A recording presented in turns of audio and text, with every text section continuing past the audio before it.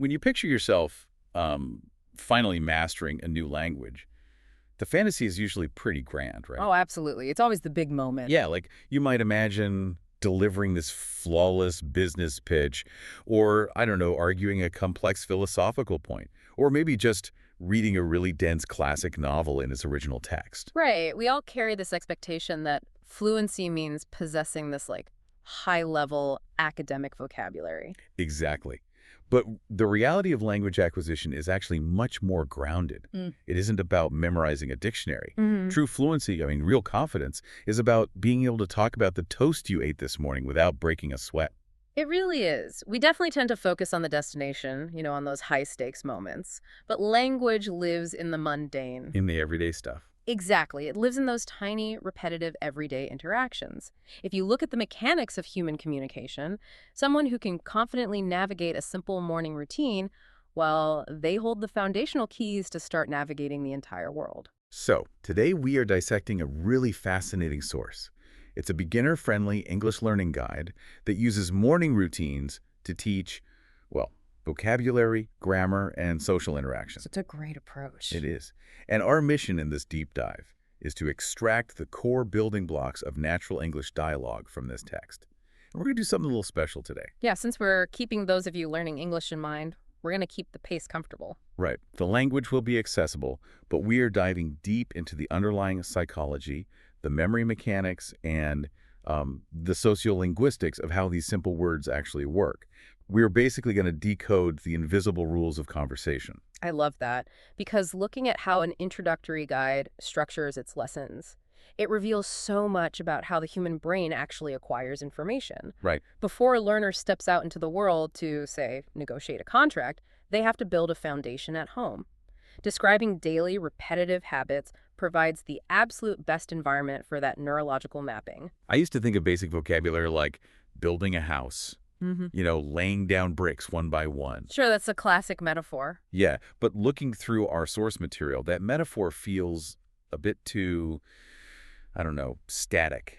Language is active. I think a better way to look at it is like an operating system on a computer. Oh, I like that. Right, because you don't need the complex, high-resolution graphic design software to simply turn the machine on.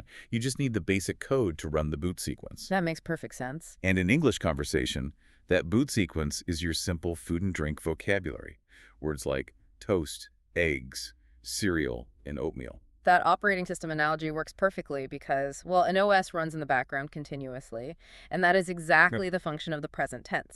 Yeah. We use the present tense to describe regular, ongoing habits.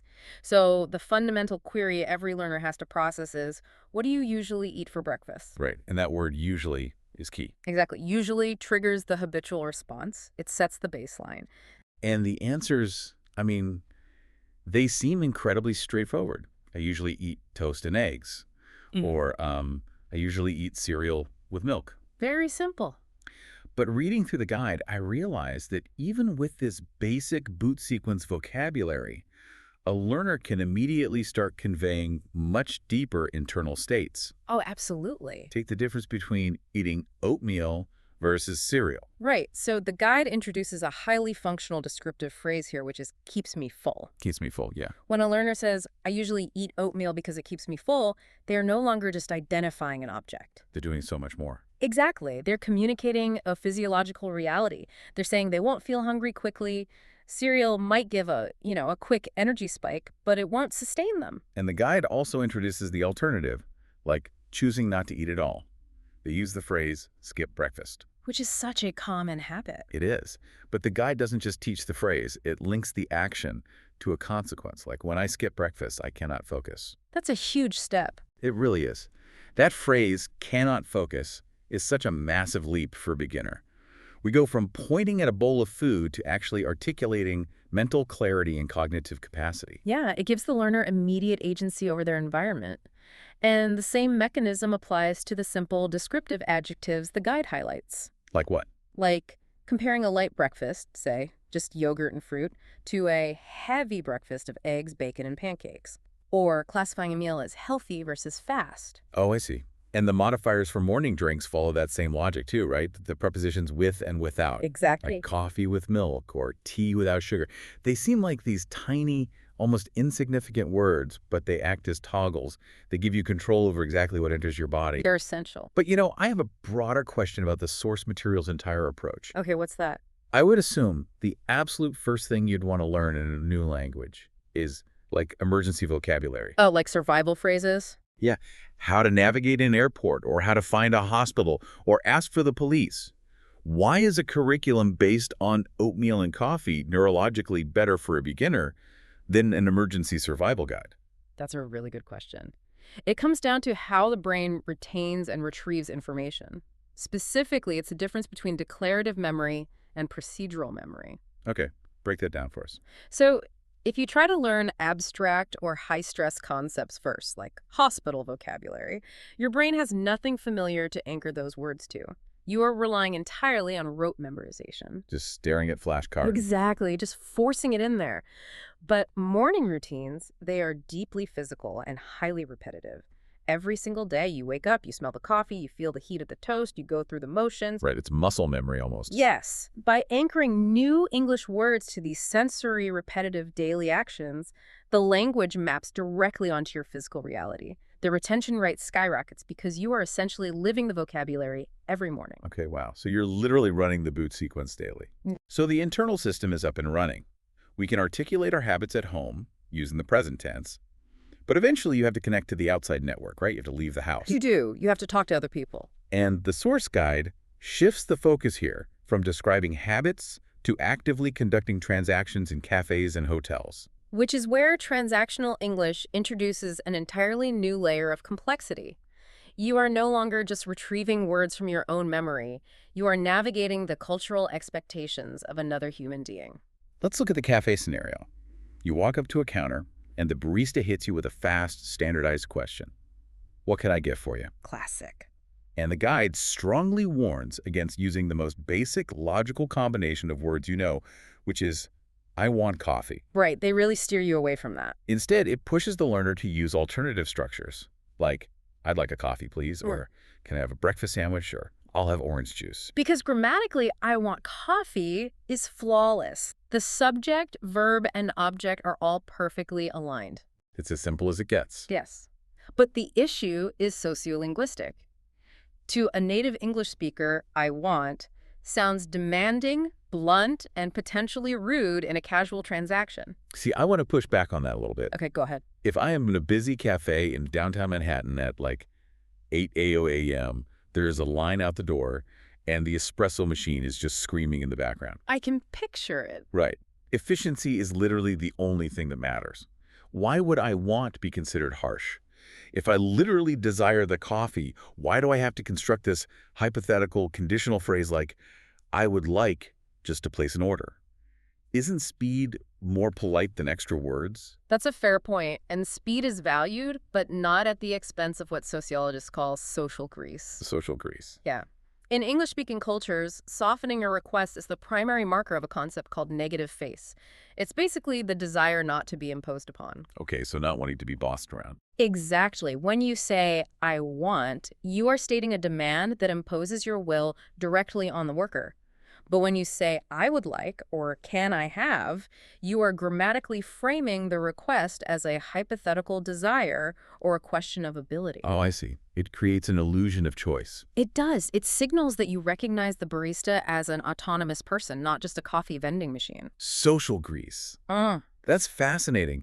You are demonstrating that you understand the social contract of the culture, not just the vocabulary. Precisely. And the guide notes that in that same cafe, you have to be ready for the follow-up question. For here or to go. Right. For here meaning you consume it on the premises, and to go meaning you take it away, which pairs perfectly with a highly functional phrase the guide introduces, I'm in a hurry. And telling the barista, I'm in a hurry, so to go please, provides context for your speed. It manages the social relationship while still achieving that fast transaction you need. So the source material then escalates the stakes of these transactions by moving to travel and hotels.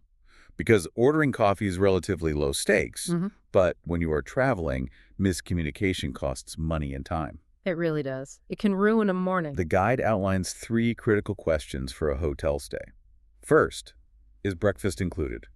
Meaning, is it part of the room rate? or will I be charged extra? Super important. Second, what time does breakfast start and end? And third, where is the breakfast room? Notice the shift in tone here, though. Yeah, how so? Well, while the cafe required social grease and softened requests, hotel logistics require absolute clarity. Right, no, would you happen to know if? Exactly. Is breakfast included is a binary yes or no question. Mastering these specific, direct phrases gives the learner autonomy. It removes the high-stress confusion that often accompanies navigating a foreign environment. So transactional English guarantees you secure your coffee and find the hotel buffet. But transactional language only serves a function. Relational English serves a connection.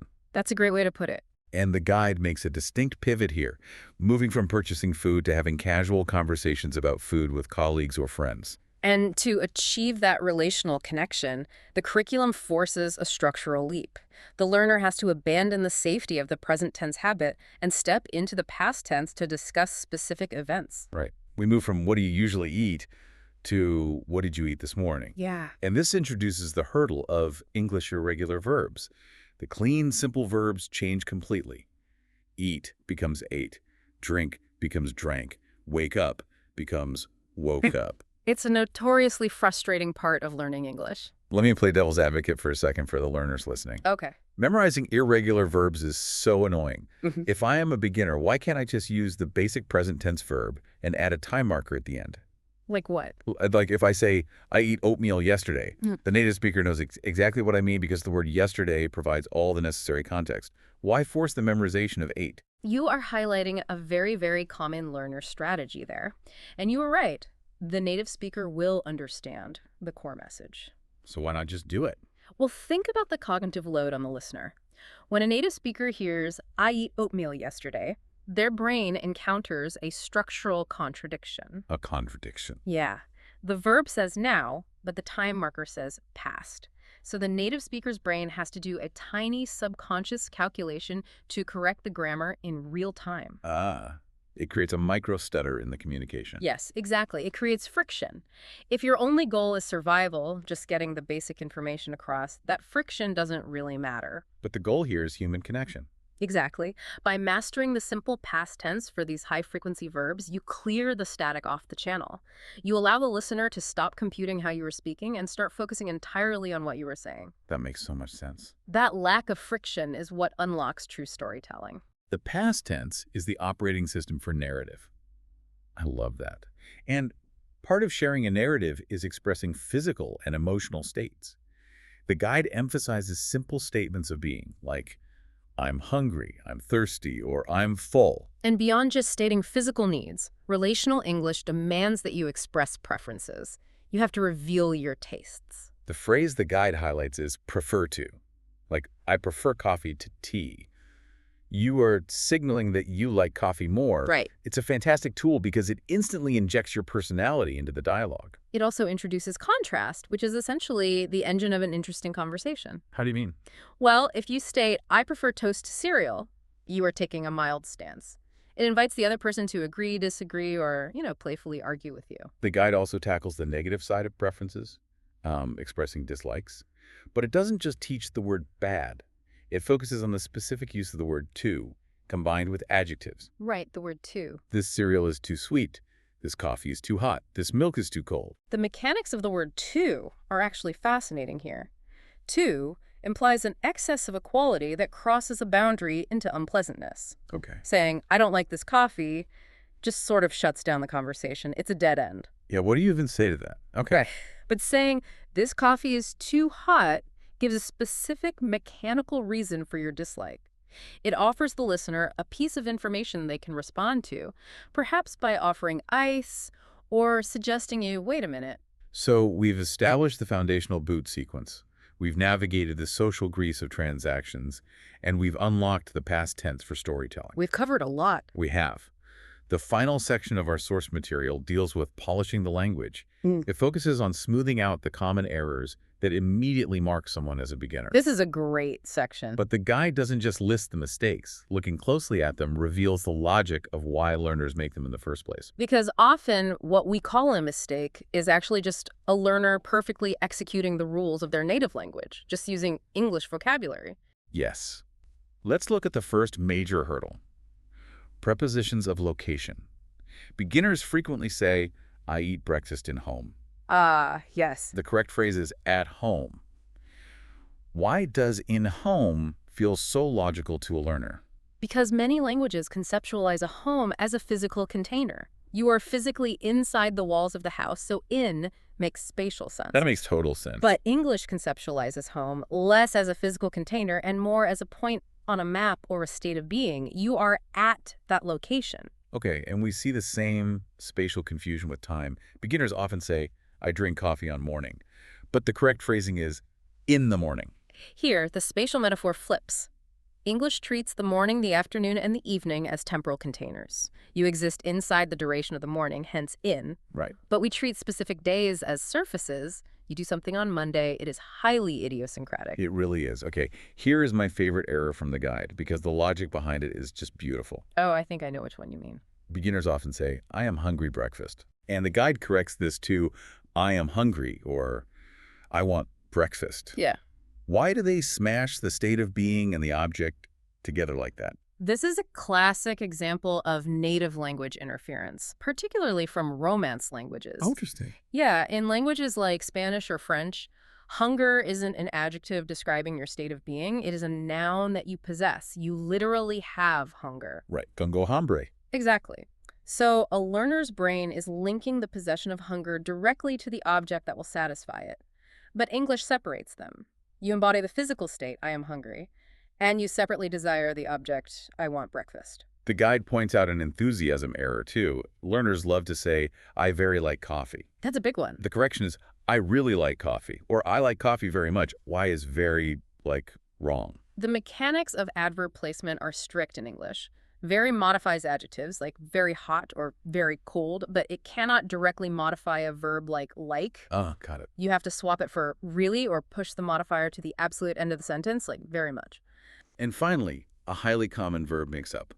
I eat coffee. Oh, yes. We know the past tense of drink is drank. Yeah. But why do people say they ate a liquid?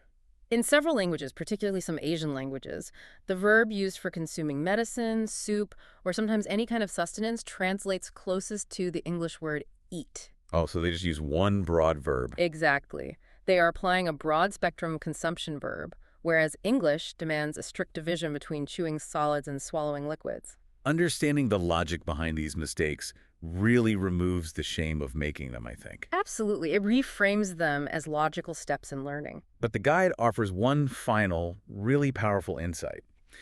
Once you fix the grammar, how do you actually sound natural? How do you achieve that effortless conversational flow? Well, the instinct of anyone speaking a new language is to minimize risk. When asked a question, a beginner will formulate the shortest, safest, most grammatically correct response possible, and then just stop speaking. Right, so if someone asks, what do you usually eat for breakfast? Yeah.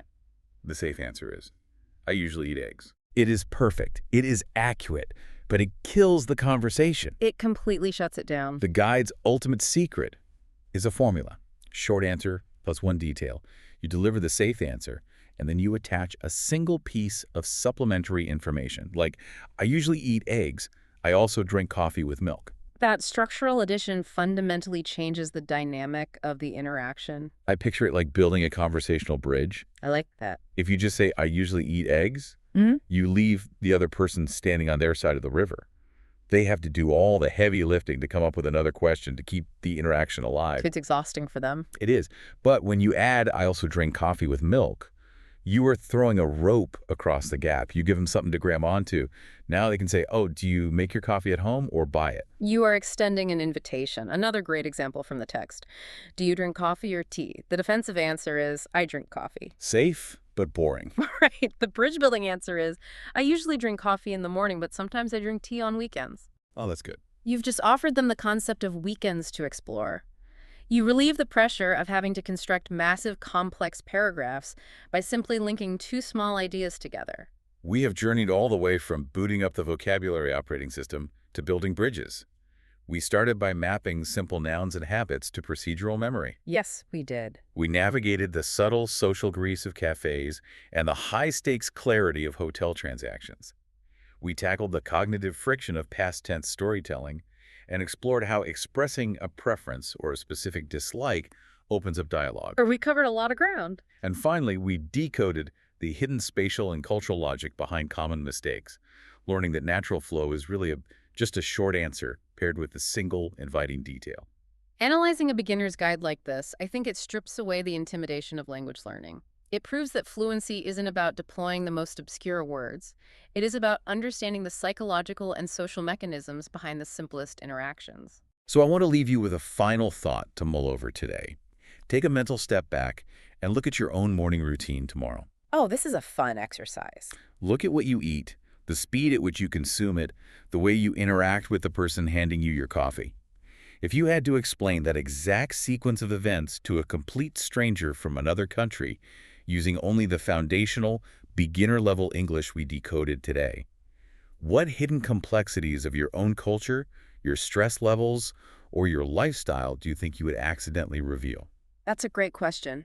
The words might be simple, but the mechanics of how we use them carry the weight of our entire world. Thanks for joining us on this deep dive, and we'll catch you next time.